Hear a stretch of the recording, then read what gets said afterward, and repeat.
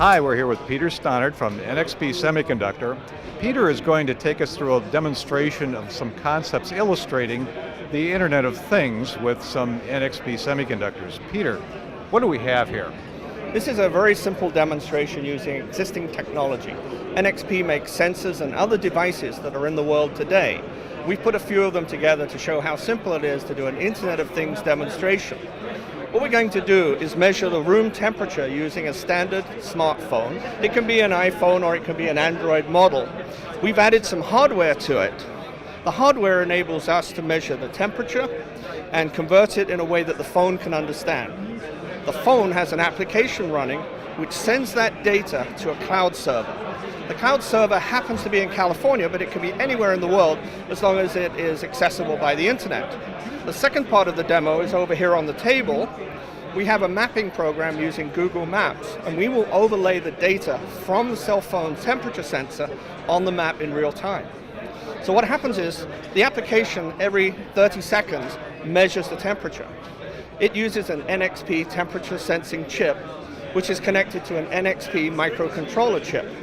That in turn sends the data through the telephone system, the SMS digital telephone network, to the cloud server, and the latest information is placed on the screen.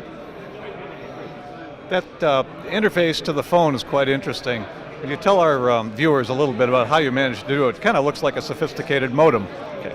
It may be familiar to people who have used PayPal or Square credit card readers. These devices plug into the audio jack of the phone. The clever thing is they are such low power devices, they draw power from the audio circuit in the phone itself. One channel powers the card, the other channel communicates the data back and forwards.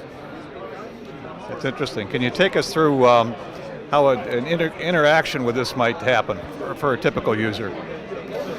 We're showing almost an automated system. I'm holding a phone. But in the future, the Internet of Things devices will be everywhere in our everyday life.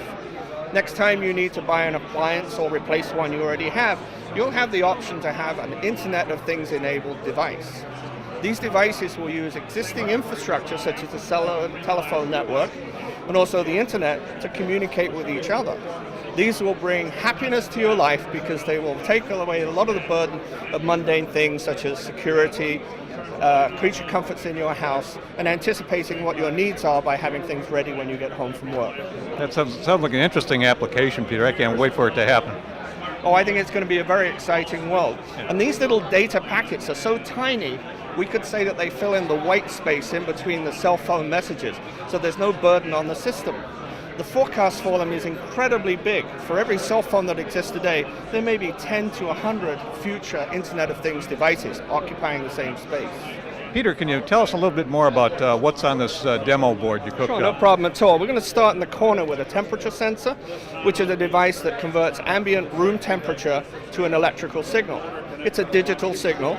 It's carried to a microcontroller that operates the temperature sensor over something called the I2C interface bus, which has been around for a very long time. It was invented by Philips, it's now supported by NXP, and it's in just about everything in your life. Your cell phone, or desktop computer, laptop computer, and the server farms that your internet provider has as well.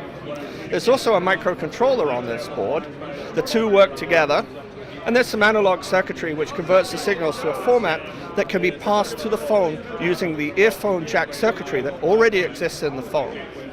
These are such low power devices. The entire board is powered by an audio signal that comes out of the phone. There are no batteries or other connections needed. How close to a real device is that design that you've come up with for this?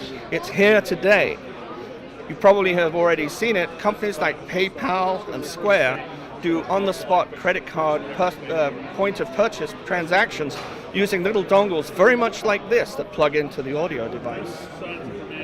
So somebody could take a board like that, take your design and essentially turn it into a product without a lot more technical work, correct? Correct.